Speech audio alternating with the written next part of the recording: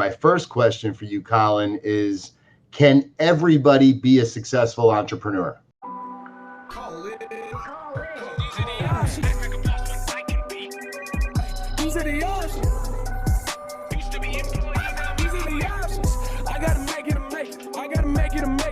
Hello and welcome to the Colin with Colin show, where you get to call in from anywhere in the world and ask Colin or talk to Colin about anything that you want. In this episode, we have Jayson calling in from New York City. In 2003, Jayson discovered Chipotle while visiting friends from the University of Arizona in Los Angeles and helped design and execute their early New York expansion. What does that mean? Well, now there's a Chipotle in every corner of America, and you can thank Jayson for that. He also helped develop the franchise and national strategies for both European Wax and OrangeTheory Fitness. And today, Jayson is a nationally recognized thought leader and content creator in commercial real estate, retail, and digital media spaces. Jayson is also the founder of SABRE Real Estate Advisors, hellojenny, and the CRE Digital Army. Ladies and gentlemen, welcome Jayson to the show. My first question for you, Colin, is can everybody be a successful entrepreneur? Absolutely. Yeah, no, I think anybody can be successful because it's all mindset at the end of the day.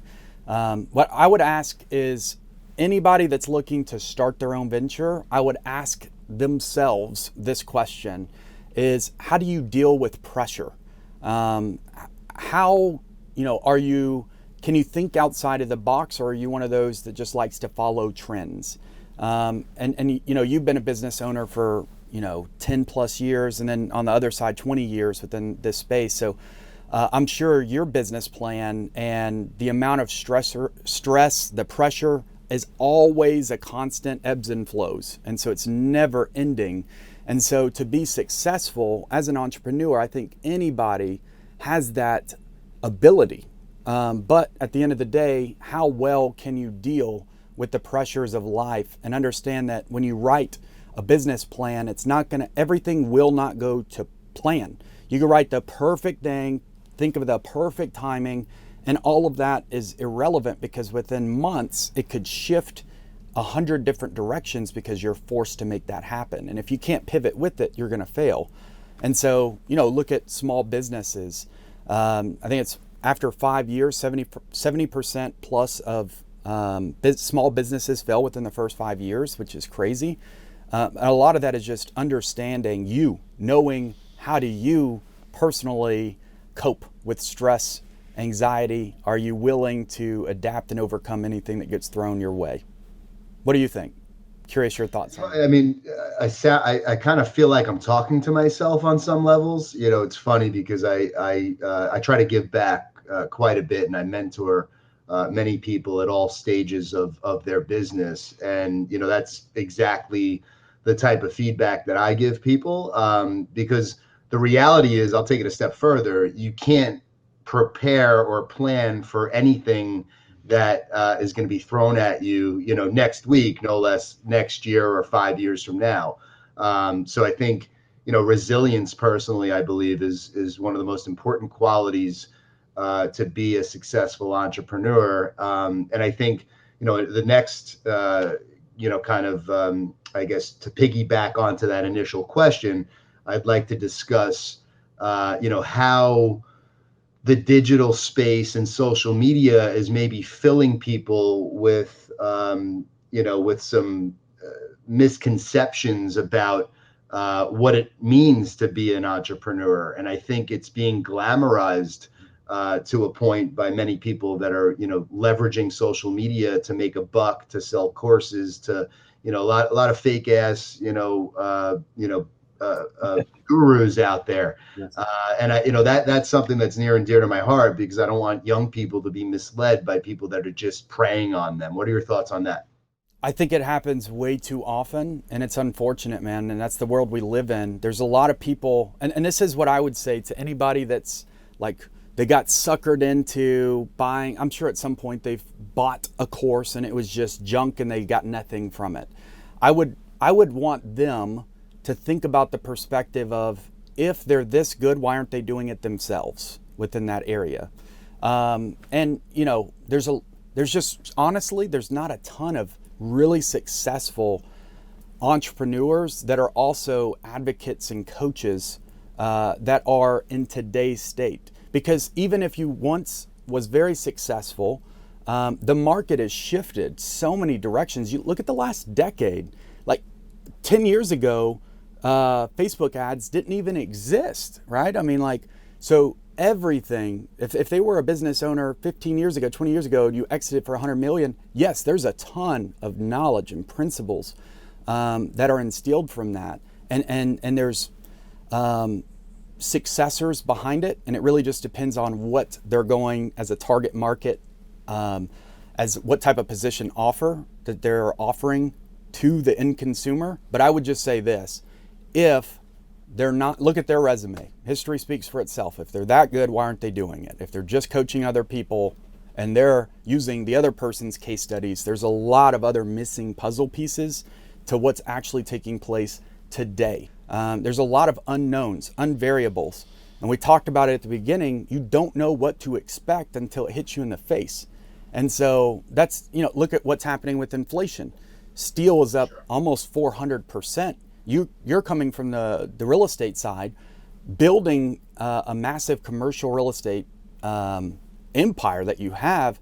The cost and inflation is through the roof. Now, I'm sure there's a lot of market opportunities for you, for pre-existing businesses. If you already owned them, now you can collateralize it or either use it as an asset to build more stuff. I probably wouldn't build right now, honestly. I would wait for another 12, 18 months for things to level out, because that rate of return, once we get past this soon to be recession, you're gonna have a lot more upside. And so you can use what's happening in today's market as beneficials as long as you can solve problems. So for instance, and I'll stop here, is like, I think of it as diversify or die.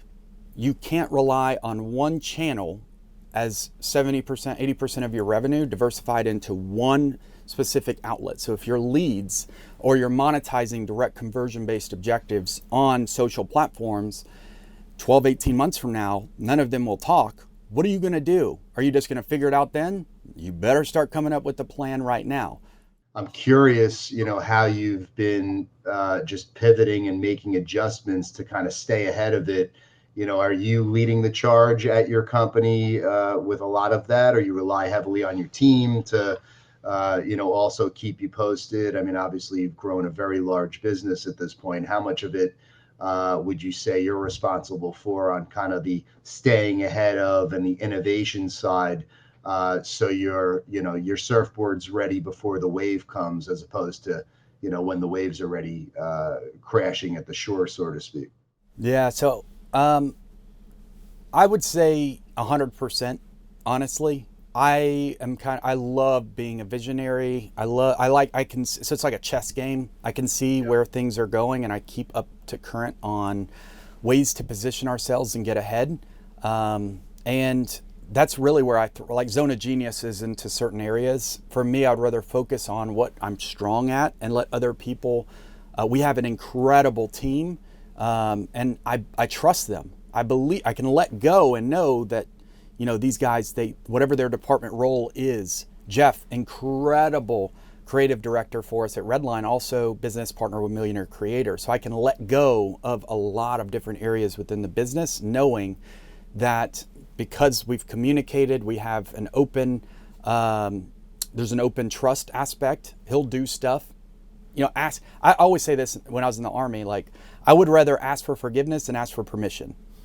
And so taking that initiative is huge. And so we have an incredible team to do that. As far as pioneering, like where the business will go, road mapping, I handle all of that, but I don't have a lot of micro involvement on my business from a day-to-day operation standpoint.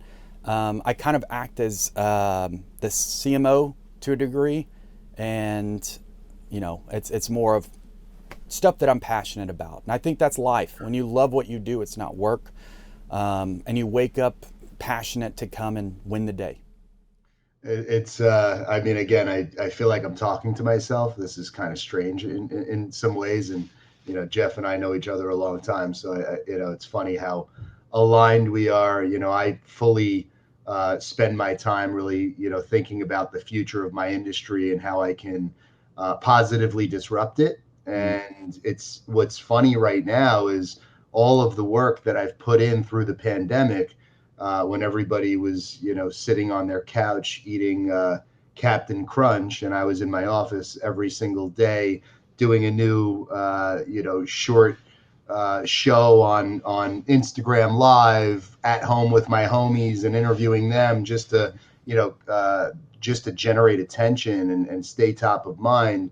All of the things that I started a few businesses during the pandemic actually that are really growing in really awesome ways now. And, I also innovated quite a bit with SABRE. And what's interesting, Colin, is as the dust kind of settles from the pandemic, the things that I did a year and a half ago, 2 years ago at this point, are starting to play out, and there's major shifts and changes going on within the company. And I'm like, I'm watching those shifts happen, and to the people around me who don't share my brain, they're like, wow, I can't believe this person's no longer with the company, or we're doing this, and so on and so forth. And to me, I have to like stop and just pinch myself that, all of the innovation and things that, I implemented are now starting to happen, and major changes are occurring, and nothing is really happening at random. But to other people, it might seem that way. Does that sound familiar? No, it does, 100%. And I think there's a lot of people that become extremely complacent, and they don't understand the repercussions of their actions today.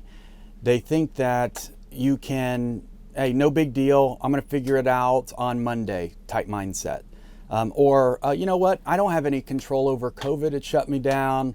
What else? And they just leave it at that. I can't control this. And I believe it's opposite. You control and you can create your own form destiny without the limitations of what the world throws at you. We're Redline Steel, but I sell about 100,000 shirts a month. I'm not redlineshirts.com, but steel, I mentioned earlier, it's becoming challenging. It's more expensive to source. So what am I doing? I'm getting in front of it. I'm pivoting. Same thing with the entertainment industry. Think about how many celebrities and actors, actresses were not filming, and now they're paid on payouts from, and so if they're not filming for a year, hey, they're not worried about it because they have cash flow from all of these other things that were already hit. And the thing is, 12 months, 18 months from now, that's when they'll be hit. And if they're not thinking about like, all right, yep, shit, he's right. If I'm not diversified into other things, they could end up, essentially living a lifestyle that they can't afford. And getting ahead of it is extremely important. I'm curious on your side, because this got brought up a couple of days ago, like, we don't own, so I've got 150,000 square feet in Huntsville, Alabama. And, I rent, I don't own the buildings themselves. My perspective is I would rather use that type of line of credit or the liquidity as that, let's say 30% down payment, 25-30% down payment to buy the building. I would rather put that into an asset that can make me much more of a return dividend. So instead of let's just look at amortizing it over a 5-year period, instead of only a yielded return up to 20%, 25% yielded return on a commercial real estate building, and it's obviously going to be geographic location space. But I would rather put that into assets that are going to bring me a much larger return. So like lasers, where traditional job shops are making, in our area, $150 to $300 per hour per laser run cycle time. We monetize lasers from $1,800 to $3,200 in comparison per hour per laser. So massive differences between the rate of return. And so I looked at it from like, hey, I would rather put this into assets that I can also, that's going to yield a much higher return on the front end, because we're only 5 years old as a business. Wow, that's amazing. I'm curious your thoughts on it. Would you have done the same thing? I know, coming from the real estate standpoint. For sure. Yeah. I mean, listen, everybody's investment strategy is different. And, a lot of my clients are, big Fortune 500 or 100 companies that, quite frankly, don't want to be landlords, right? Even if it's their own business.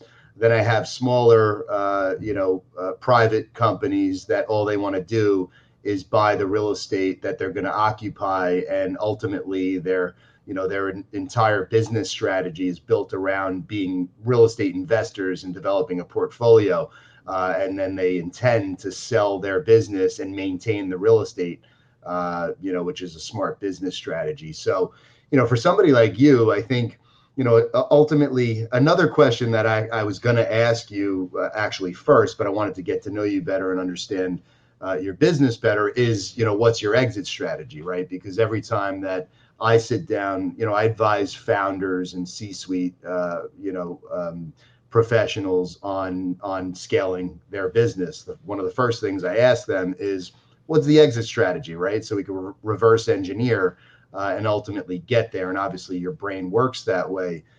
So, really depending on what that strategy is, my answer would be kind of contingent on that answer. And what I'd say to you is, the real estate is all about location, location, location. So if you're going to keep Redline in that facility till the end of time, you might as well, put some money towards that property. So ultimately you own it free and clear.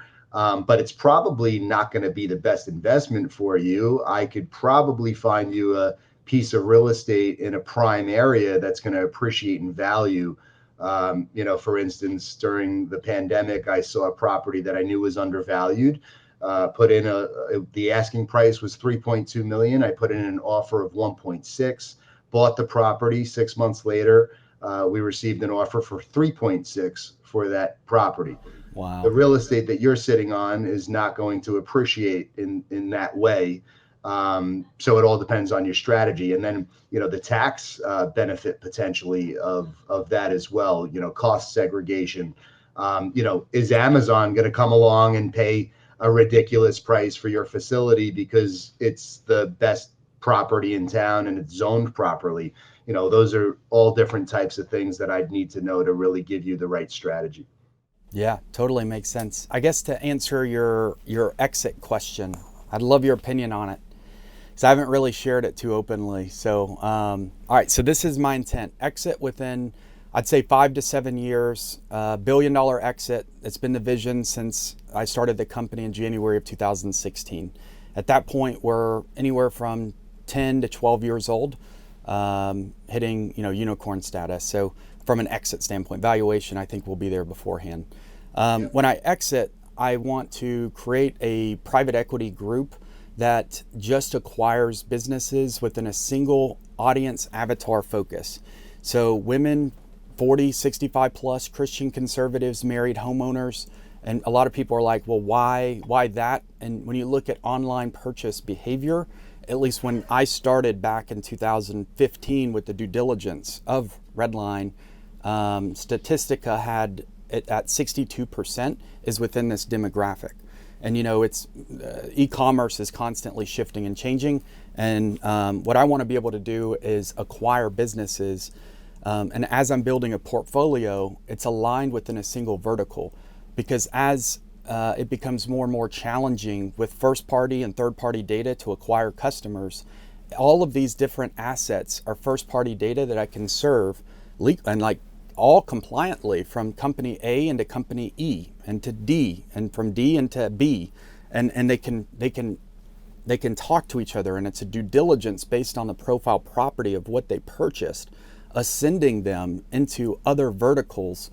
Like if I'm selling makeup and they bought, if I was acquiring them from this company, now I'm going to nurture them into other businesses that they would also want to align with. And so I think that's, I don't see me ever retiring. I'll be that guy in a wheelchair, freaking rolling into work and winning the day at 90 years old. Yeah. Because I love what I do. And for me, concept to reality is a lot of fun. And being able to have a vision come to fruition, and I want my team to win. I want those that have my back during challenging times, I want us all to pull up in Lambos. You know, I want us.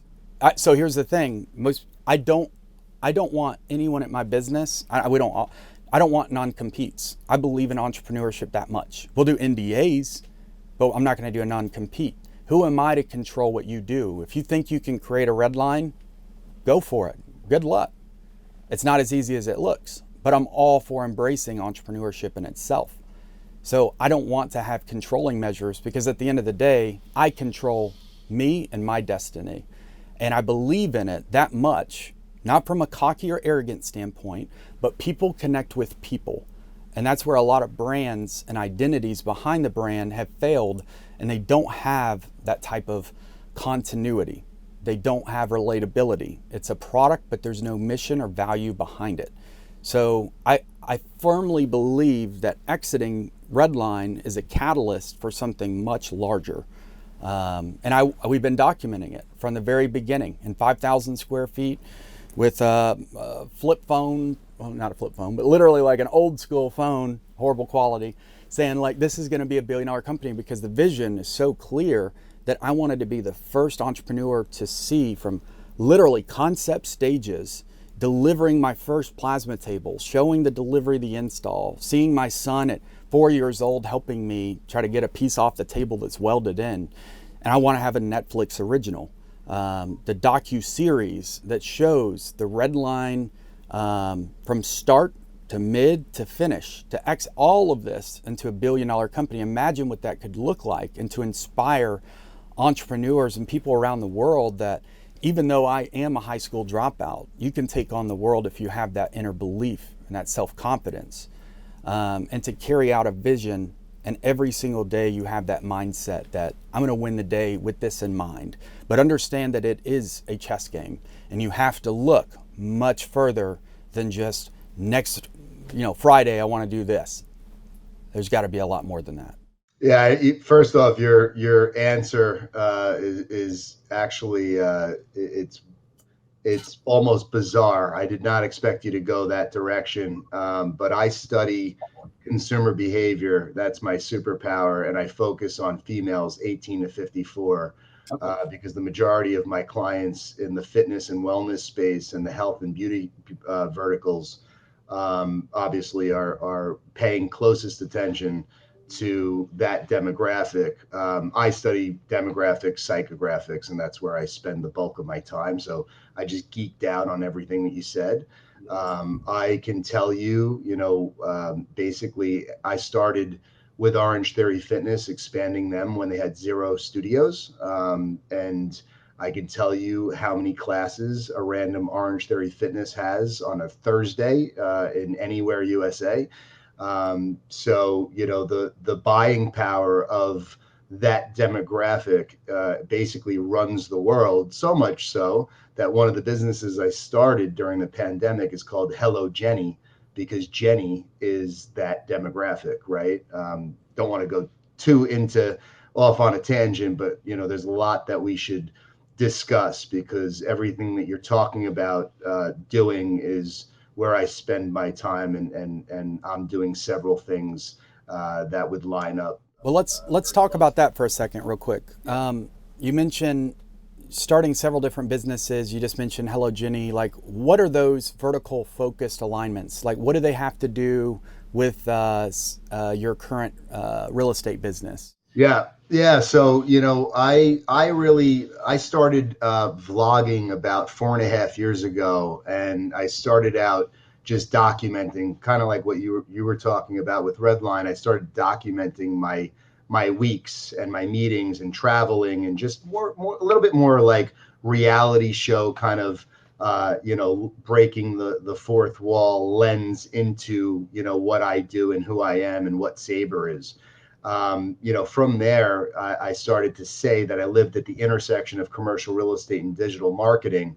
I built a digital marketing company along the way, all out of necessity to really keep that, lens on SABRE as it was continuing to grow and evolve. Along the way, I realized that there's a major void in commercial real estate with regard to how developers and property owners do not really leverage digital marketing and social media. They still subscribe to, spending several dollars on a glossy flyer, and putting some postage on it and sending it out to people, hoping that they see it. And I work with a lot of brands on the other side that leverage social media in a major way and understand the value of it and how to, get to their avatar and their core customer and so on and so forth. So HelloJenny is a digital marketing company that actually creates and manages the social media platforms for major real estate projects, anywhere from, call it 30 million to $1 billion project, essentially. And how do we create an ecosystem that's going to not only attract the consumer that is going to make that Lululemon successful or that Equinox Fitness Club successful, but how do we actually communicate through these social media handles with the businesses that we'd like to attract into the project. So I'm going to stop you there real quick if you don't mind. I don't want to mess up your flow, but I want to point this out to the audience that I really, really like that, 10 years, SABRE's been, a business, 20 years you've been in this space. You've seen market opportunities in a lot of different categories, and now you're able to create a necessity based on a demand and a need for it because you've been in that vertical for so long. So what I was really looking for in that answer, hello Jenny, I didn't think of marketing. I was thinking it was like some type of cooking something, I don't know, just from the name. But I do want to say, like, having that same alignment where it feeds the ecosystem back into itself, that's exactly what he's doing. He's created these subsidiaries that feed the entire ecosystem. And even though they can branch off and monetize and make money for itself and potentially exit on that specific entity, it all feeds back into this vertical aligned focus. I'm curious, your time allocation, what does that look like for you at this point? As you're creating new entities, what does that look like for you in your primary business and your other companies? Yeah, so I just want to add another business that was started during the pandemic that does exactly what you just described, in addition to HelloJenny. So, we believe in agent first, and we're cloud-based at SABRE. So, for me, and I'm good friends with Ryan Serhant, and Ryan and I do a lot of similar things. Him obviously on the residential side, me on the commercial side. But we believe that an agent's personal brand is more important than, the SABRE brand, essentially, because they're 1099 real estate agents that are working, for themselves, essentially, and where they decide to hang their license is, really fluid, essentially, right? There's no major difference. But what we believe is that, we need to help develop the agent, help develop their personal brand so they can go out and attract, more and more business in this digital world. So I didn't want to do that just self-servingly for SABRE. So I ended up starting the CRE Digital Army, which is exactly that for anybody in the industry, doesn't matter where they work. So we're helping folks develop their personal brand. We're helping large companies, commercial real estate companies, publicly traded REITs that don't understand the importance of social media and actually, ask their people to stop using social media, which is detrimental in this day and age. So what we're doing is we're trying to put parameters in place that, people are not necessarily going, too far and doing things that they shouldn't do. But helping everybody win in this new environment. So, really those things are all aligned on some level. Is it safe to say that your time's pretty passive on those as far as like these other subsidiaries that feed that larger ecosystem? Yeah, so listen, I really spend the bulk of my time on SABRE, but I came up with these concepts. I created these companies with partners like you. I like doing the things that I'm really good at, and then I put people around me that do the things that I'm either not good at or don't enjoy doing, which is why I jump out of bed in the morning excited for everything that I have ahead of me. And you never know where the day is going to take you, and that's what's awesome about what we do. So it's super fluid, and they go really hand in hand with each other. But I'm wearing my SABRE hat, basically all day, and I'm fielding calls and having meetings that directly correlate to those other entities. I have other businesses as well. I won't bore you with that, but but I'm constantly just trying to innovate and help real estate professionals develop their career the way that I wish that I had, somebody that could have helped me when I started 20 years ago. 100%. And so, guys, this is something that I see that a lot of people make this same common mistake, is that people can get easily distracted by opportunities from 1,000 different things, and they don't even work in tandem.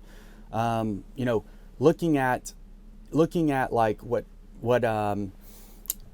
I don't know. I mean, you could talk to anybody on Facebook. Oh, I started this company, and then 5 months later, oh, I'm starting this one. And there's not enough time allocation specifically. So looking at like, okay, how much can I dedicate to this? I owned a sports nutrition company, and I started Redline about 7-8 months beforehand. Coming from the fitness industry, it just made sense to have a supplement sports line. I soon realized after about, I don't know, not even long, 6 months, 9 months into it, that this was a distraction from the end goal for Redline Steel, and it had no alignment of avatar focus. So with the vision in mind, is this going to distract me from everything else? And this is what I would say. Focus on one particular thing. Master the craft, know your avatar, know who your end consumer is. You mentioned it at the beginning. Know your exit strategy. Are you building it with the intention to exit, or are you just building it for some form of financial freedom, and hopefully you have some form of roadmap that can prepare you for obstacles that you have no clue that's going to hit you in the face? So I would say if you diversify into other things and it requires your time, similar to what we just heard, have it aligned with your vision, have it aligned with that same avatar, that core demographic in mind. If it doesn't, I would say that it's a distraction. And a lot of people get distracted by shiny object syndrome, and they're distracted by, oh, wow, look at this. This is trending. Look at NFTs. They get sucked into it. Look at all of these different things that they may or may not control. How much time do you allocate to these projects, and is it truly moving the needle 10 times further? Or if you could focus on one main thing and make sure that this comes to fruition, what does that look like for your future? And you can move so much more efficiently and faster. But they get distracted by too many opportunities, quote unquote. And I would say this last thing is, if I get invested into something else, it's based on an Z and Y axis gantry chart, or an X and Y gantry chart. And it's time, effort, energy, reward. And so what I'm looking at is how much time allocation is this going to require on my side? What's the stress, effort, energy that's required on this X-axis? On the Y-axis, what does that look like from a time to reward standpoint? When am I going to actually see a rated return based on the initial investment? And if it's below a 5 on the X with stress, effort, energy, and below a 5 on reward standpoint, and the reward doesn't have to be financial, it could also be purpose fulfilled. It could be, I genuinely, even if I don't make $1, want to work with this nonprofit, even though it's going to require a lot of work on the back end to make this work. That's fun. It's my passion. People over profit. And then looking at every decision is predicated on that time, effort, energy, reward standpoint. And if you can have that in mind, you can pre-frame everything from a business standpoint and also personal. Is it worth you going to LA to do this photo shoot or whatever? Is it going to move the needle towards your vision? If not, it's a distraction. Don't even do it. Is it worth me speaking at this mastermind? Well, who's in the room? Is it worth Is it aligned with the vision? Nope, it's a distraction. Don't do it.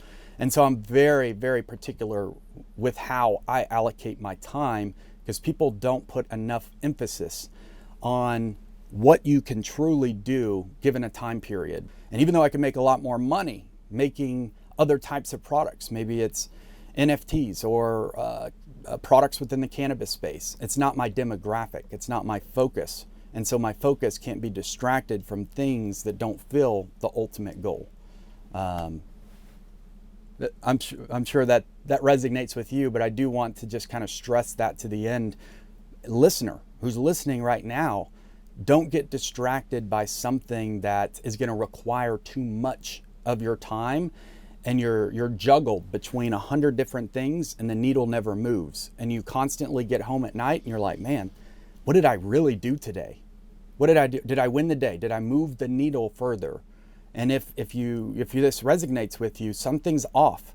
You need to kind of shift into another paradigm. Your mindset needs to alter, and you need to get less distracted with noise that's not going to be a reward at the end of the day for you. I think it's great advice. I would also say that I think, it's how you allocate your time, the sacrifices you're willing to make. It's everybody has a different definition of what working hard means. And I'm for my clients and my business partners, I'm 24/7, and my family sacrifices quite a bit for me to be able to do that. And it's just understood, it kind of comes with the territory. So I think that ultimately I would also say you have to know what you're signing up for, because, when you're signing the checks, it's different than when, you're just putting that check into your bank account and going home to crack open a 6-pack. 100%, man. Yeah, I agree. And so I got one last question for you. And this is a pretty tough one unless you've thought about it, but I think you won't have any issues. If you were to pass away tomorrow, what do you want to be remembered for? Yeah, I have thought about it, and it goes back to my purpose. I lost my mother to cancer in my early 20s. I didn't know what I wanted to do when I grew up, so to speak, and my father got remarried in a very short period of time and moved to Florida. So I found myself kind of alone figuring that out in a very transitional period in life. And I got into commercial real estate, and there were a lot of assholes in the industry that rooted for my failure as opposed to help me out. I'm still scarred by that, and that's what drives me to do what I do every day. So I just hope that the world would remember me for making the commercial real estate industry a better place, and a more diverse place, a place that is abundant and everybody can win. So that's why I'm here, and that's why I do what I do.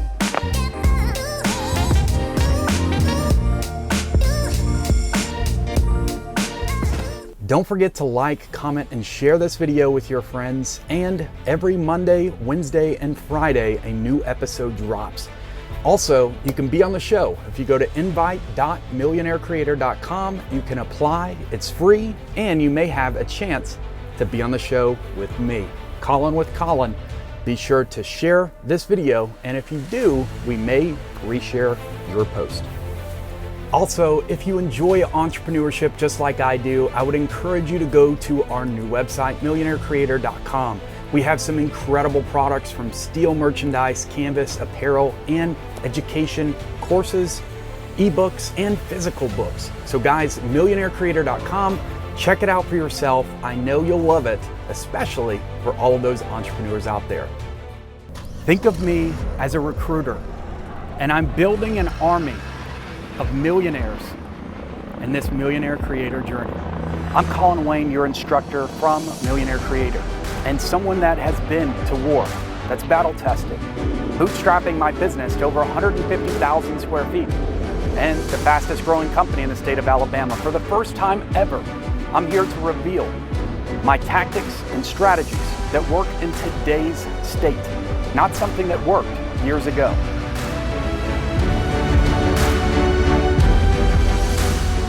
Boot camp starts today. Stop wasting time. Click that link.